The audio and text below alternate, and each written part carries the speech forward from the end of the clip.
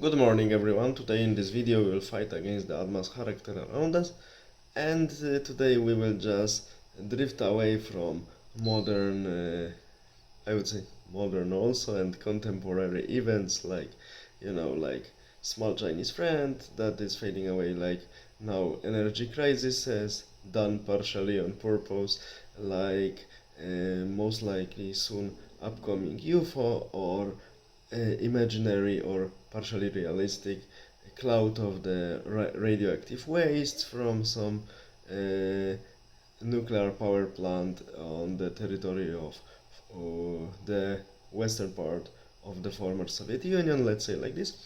And now we will go to the world of ancient history.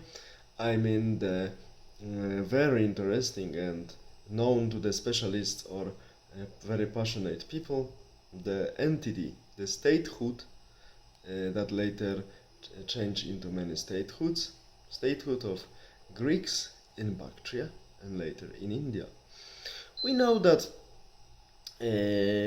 Alexander started, and Seleucid Empire and especially Ptolemaic Empire continued the policy of taking settlers of Greek origin and just establishing new cities in the territory of their huge states.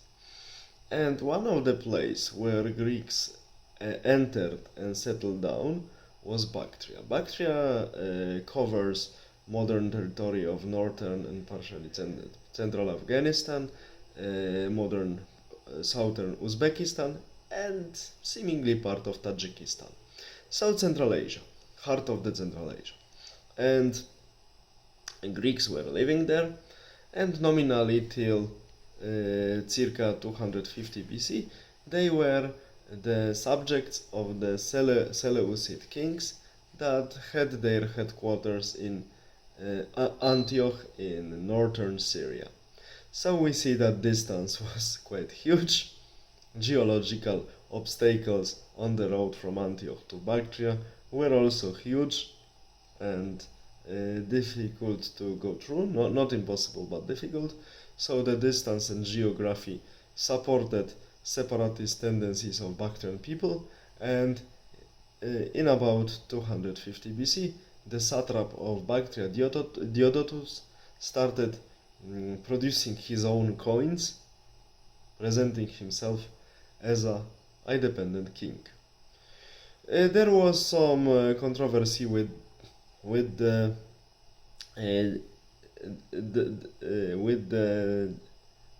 dates where these coins of Diodotus were released, and some of the scholars, including Polish Nestor of the history of Central Asia, Józef Wolski, claimed that secession of Diodorus happened in 238 BC, so 12 years later around, but new claims support previously suggested date as 250 BC.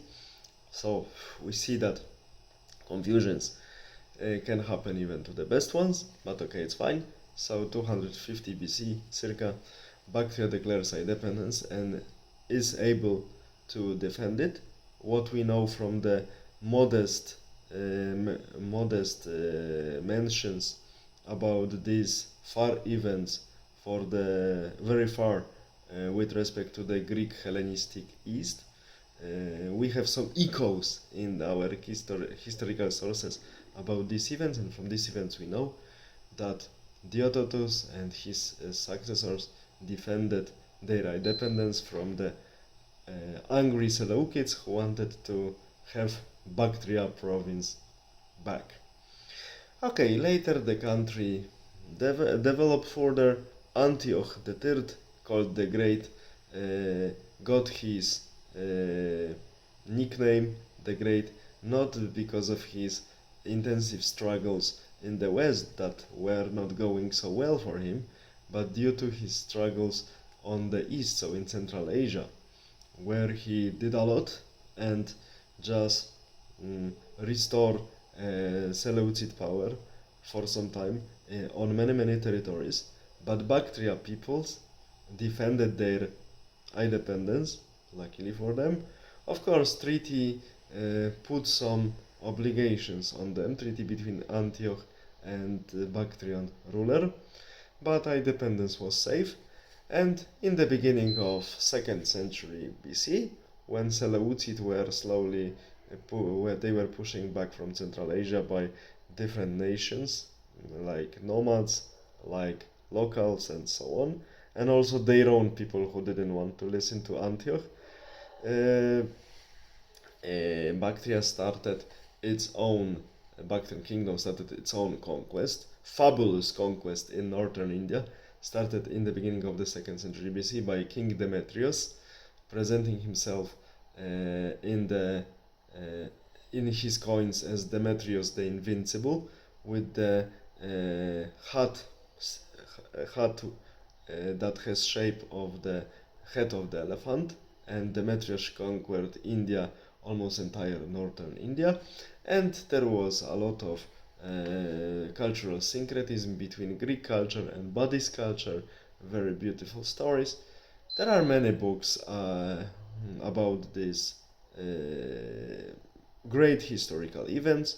One of them, classics, of course. I should recommend to published in 1951, The Greeks in Bactria and India by William Turn.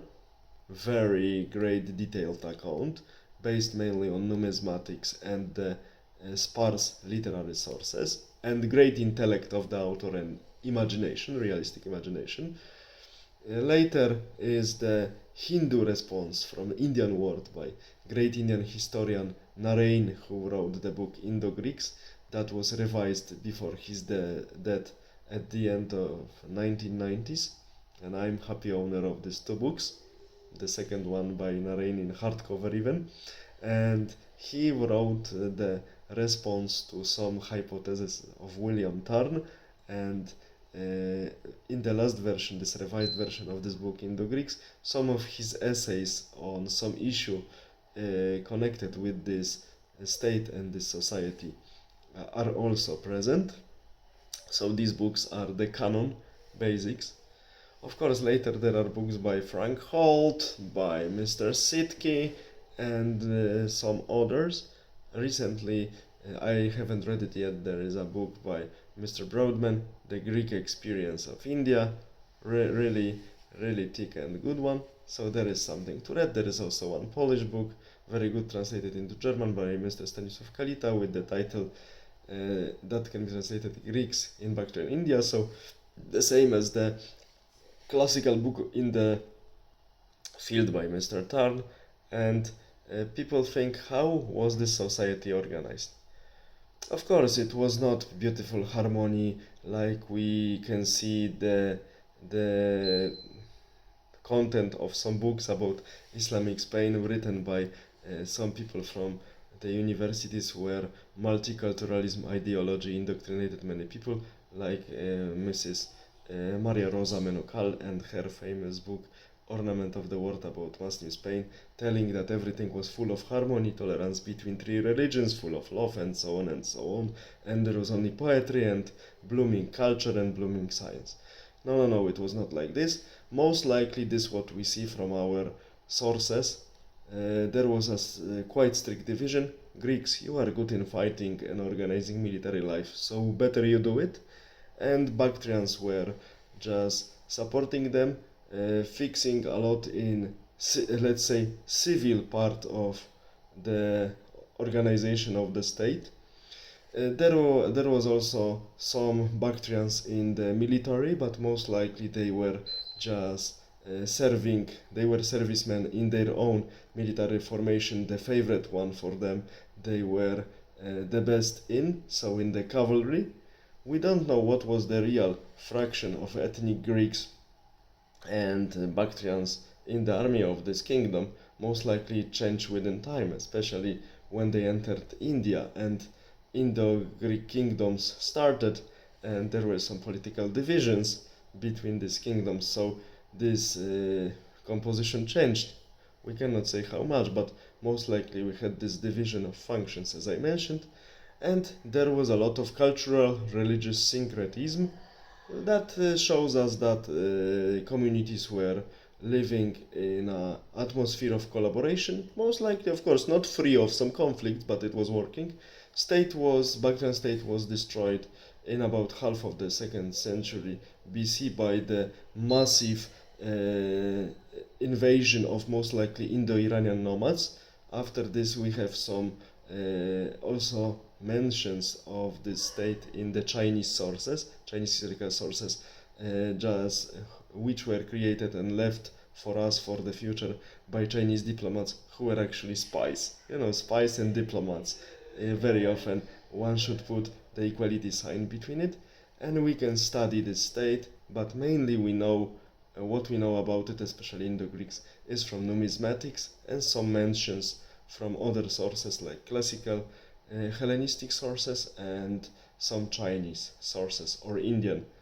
So I really advise you to study this epoch. It's really interesting, really inspiring, and showing us how different nations can live together in a productive way and what conditions can be fulfilled to that.